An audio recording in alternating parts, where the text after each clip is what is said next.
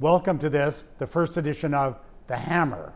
Now, normally I would be reporting the Baer Faxt from inside the sales room at Christie's, but unusual times like this call for unusual solutions. So we've created this show and invited art world insiders like John McEnroe, Marc Glimcher, Swizz Beatz, Pamela Joyner, and others to help give us insights into what's going on in the art market, the auction market, and to some extent we will also address the situation of the explosion of collecting of works by African American artists. First up, Christie's Deputy Chairman Sara Friedlander. Sara, the last time we saw each other was the middle of March. What's going on with people coming to Christie's for this sale? What's the attendance like? Are people able to see things in person? Do they want to see things in person? Can you say we're down 10%, we're down 90%? What's going on there?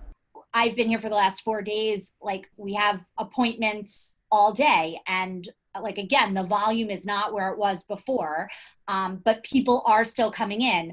Not a tremendous amount of people from Europe or from Asia. I would say mostly, Americans. But look, those have been, in many ways, our biggest buyers in the past couple of seasons anyway. We put a sale together where things were really easy to translate visually. So we have a very kind of like heavy pop sale, which are things that you can see and experience on a screen in a good way. People who are spending, upwards of 10, 15, $20 million, like, you got to stand in front of it. Well, a Barnett Newman doesn't do so well on the screen. If you can't feel it in person, whether it's sublime or not, no matter its rarity, that's kind of thing that I think you have to see in person, right? Absolutely. You got to stand in front of that picture. Artists that always kind of perform well, the Warhols, the Lichtensteins.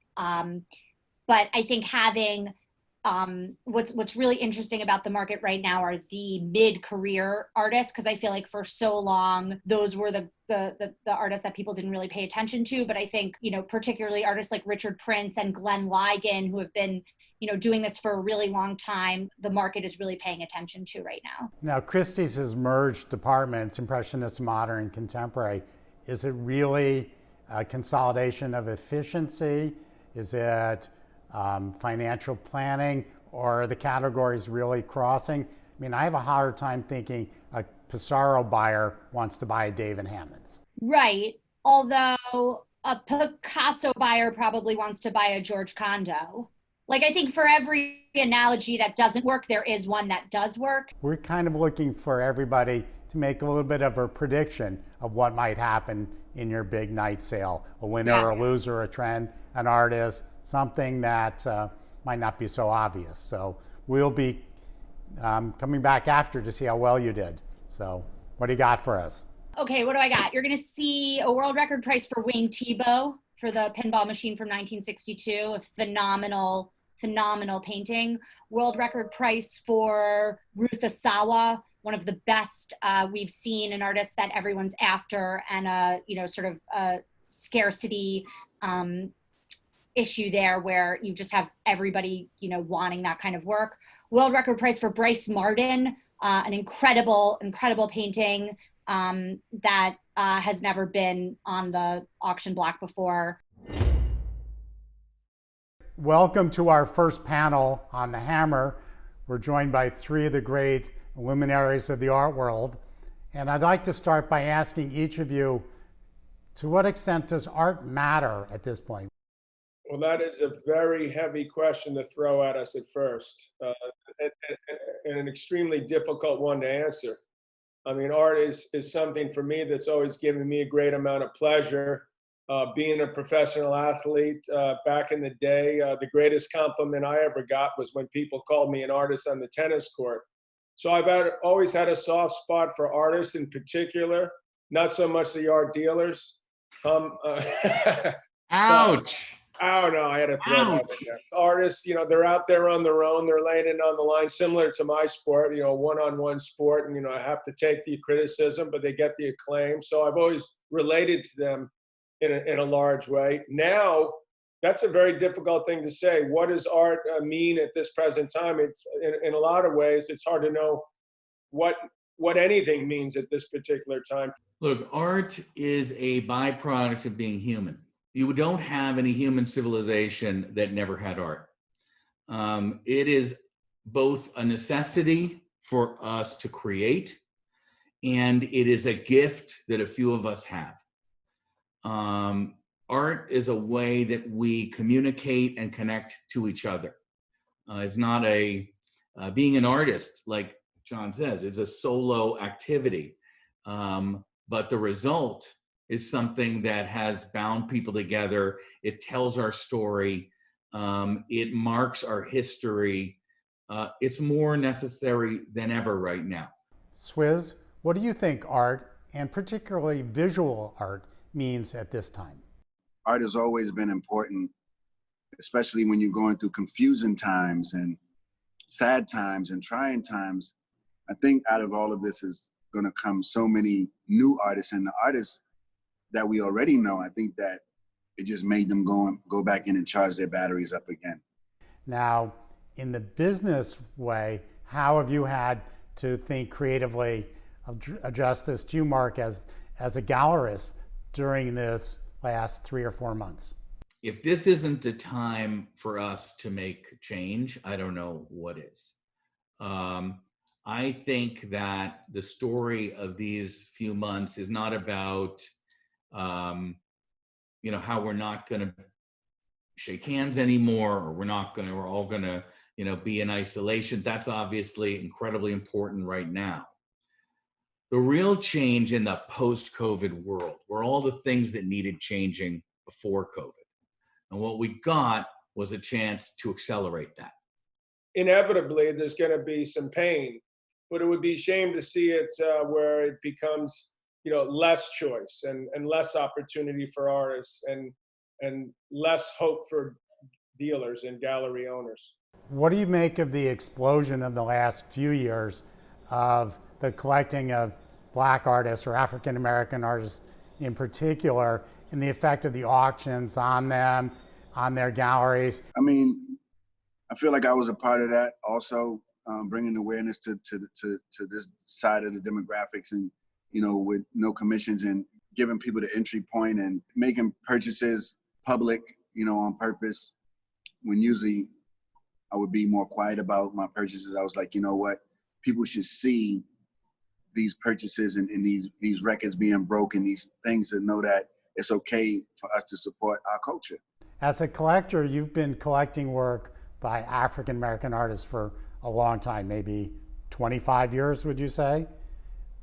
How do you feel now that the market seems to have come to that as kind of like a cool thing to do, augmented by the fact that Blacks are collecting work by Black artists too? If you go back to the 80s, obviously Basquiat's becoming an extremely important figure. I think that it's been more recent, I'd say the last 5-10 years, and Marc can answer this better than I can. But as a collector and someone who has a gallery down in Soho, it did feel like finally the Black artists' time had come, that they had an opportunity to really represent themselves and say the things they really wanted to say, but they weren't given the same recognition, I believe, that they are being given now. And obviously with this Black Lives Matter movement that's taken place since George Floyd's death and accelerated things, I think that you're going to see even more opportunities and people taking even a closer look, which I think is absolutely the right thing to do. As a patron of the arts, which is, I think, a key component of what you've done, do you see those separately or together? And how have you been, in the 5 months you've been locked up at home with your family, looking at art online? Have you been more activated, less? Well, I've been more activated with up and coming artists that I know that these times are really hard on them. So I've been supporting a lot of up and coming young artists that was just about to get to that next level, and then COVID hit, and it just kind of stopped a lot of their plans. I'm curious about the auction house versus the private gallery. I'll address this to you, John. how do you decide when you sell, which is occasionally, whether to go through a gallery or go through an auction house? Well, most of the work I've bought over the years has been through galleries, and I like to, and I believe I have developed relationships with gallery owners so that if they have sold me something, I give them the first chance if I've decided I need to or want to sell a piece. Galleries have the ability, what we do is we're storytellers. And we have the ability to tell a story, not just about an artist's work, but also about a collector's work. But we have the ability to sell more quickly and at just as high prices. This myth of the unlimited upside in an auction, it happens occasionally, but not nearly as frequently as things selling for less than they're worth. Otherwise, as dealers wouldn't be buying at auction, and we do. Well, do you think they provide this illusion of liquidity that keeps the whole market strong, that you, having collected for 30 years, Marc, your gallery is 60 years, gives reassurance to people that there is a supposed fair market out there, though we as insiders know things may not always be as they seem. So it plays a necessary role in the ecosystem? Absolutely, no question about it. The auctions are absolutely necessary.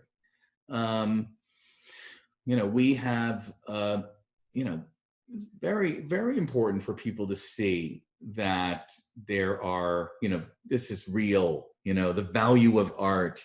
It can be tested in public like that. Gosh, I got to tell you one thing that's got to say, as someone who stepped on a tennis court many times and competed at a high level, the adrenaline rush that you have at an auction, I must say, is definitely bordering on off the charts.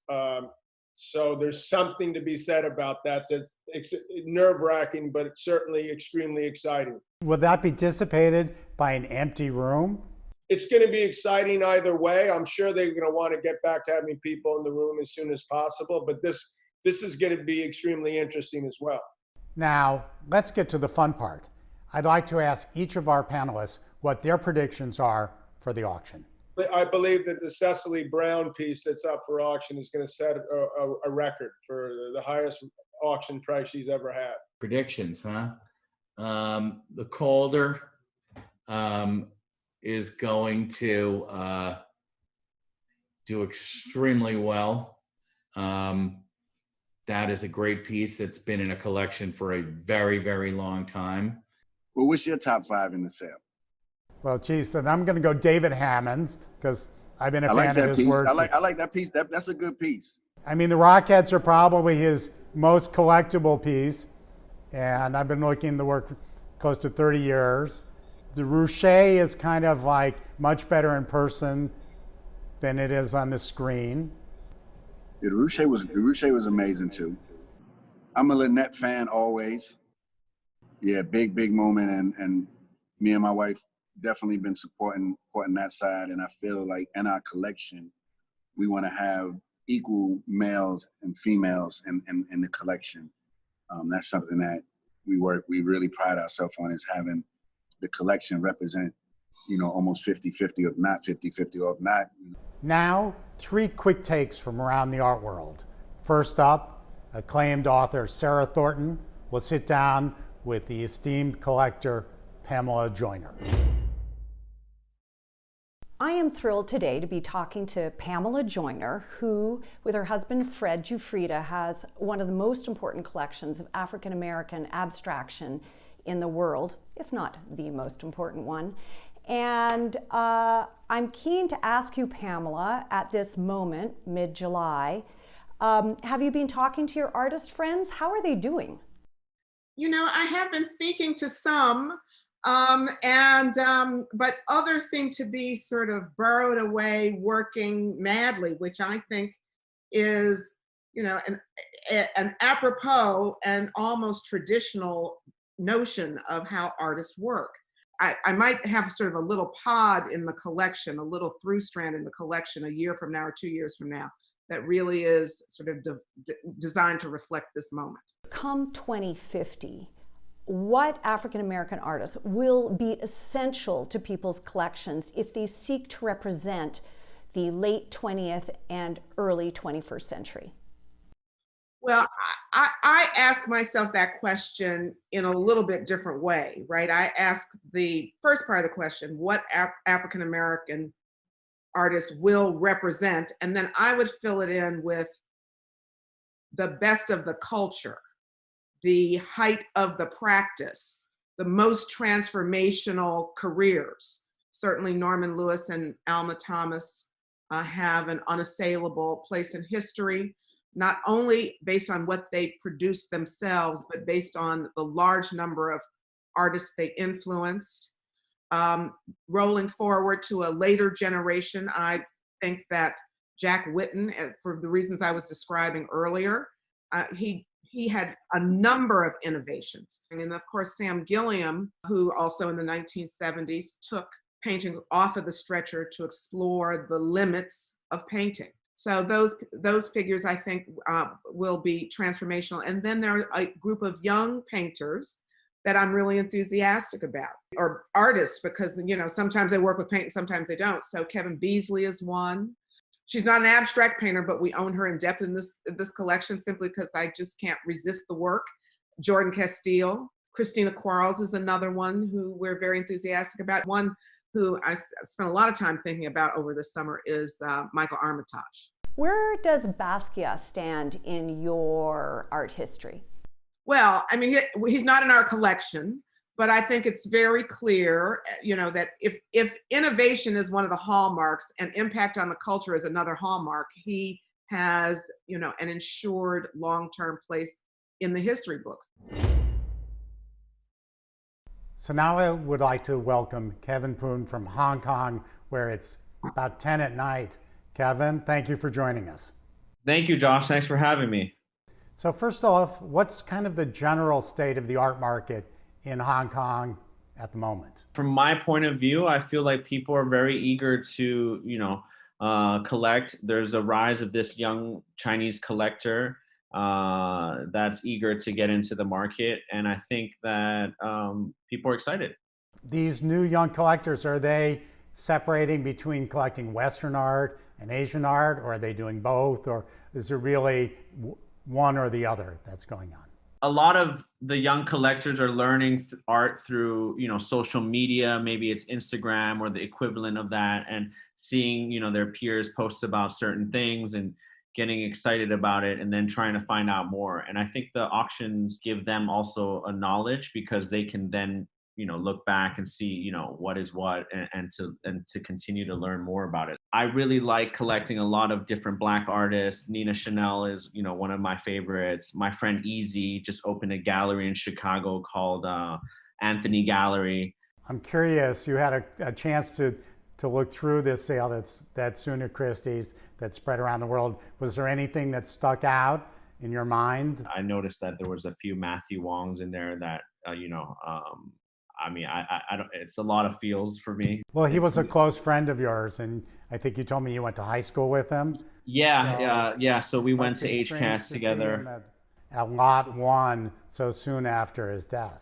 Yeah, he was a dear friend. We were talking about all these things we were gonna do, and and visit all the art fairs. And I was talking to Matthew's mom, Anita, the other day, and it's been a tough thing for people that know him, because I think people that seen his work, his paintings, are pretty, I would say, pretty impressive, and it evokes some type of feeling. So that I hope people appreciate it, and his legacy lives on. Welcome, Loïc.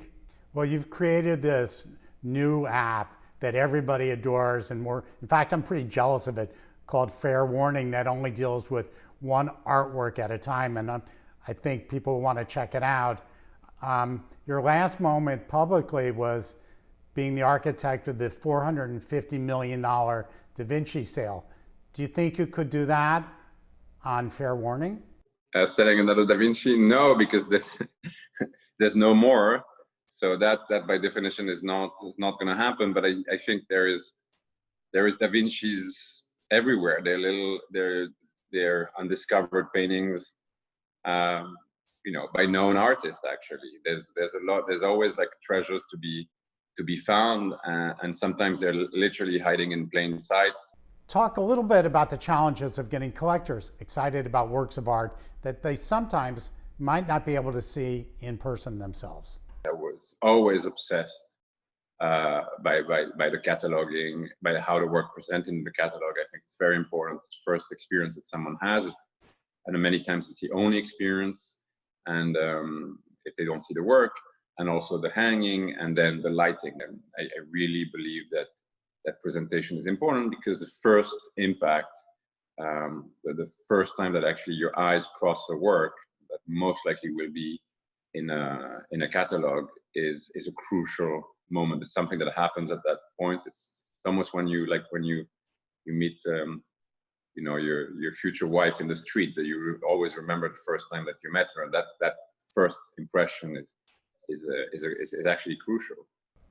Now, Loïc, I know you'd rather pick the next winner of the World Cup, which, you being Swiss, my wife being Swiss, we both believe it's going to be Switzerland.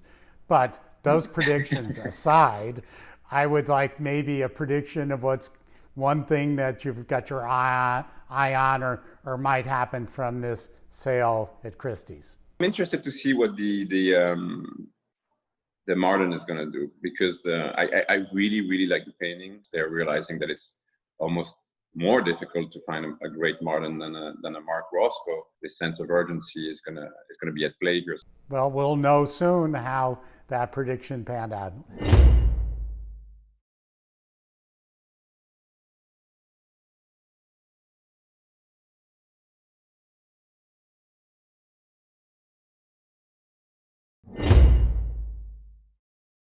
I have no predictions about exact prices on the day, but I do have some predictions about the works that will retain value. I would say, and I really hate to say it for the person who was the guarantor, who might end up with the work, that the Bryce Marden will not in 2050 be worth anywhere near $30 million.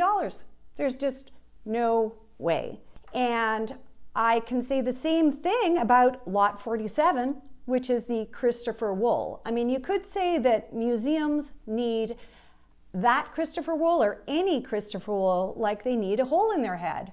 I mean, no, I don't think so. Why on earth would you pay $30 million for a Bryce Marden when you can get a Joan Mitchell for half the price, or a Helen Frankenthaler for a quarter of the price, or a Georgia O'Keeffe for even less than that? Makes no sense to me. Anyway, those are my predictions. In closing, I'd like to make a prediction of my own. I think that Barnett Newman will make a big price, maybe $40 million. Dad, Barnett Newman is a great inspiration to Grandma Joe. Why don't we get $40 million per painting? Maybe you can get me some Louis Vuitton. Well, that's a great plan. I hope you also tune in to our post-auction report. That'll be coming up right after the sale.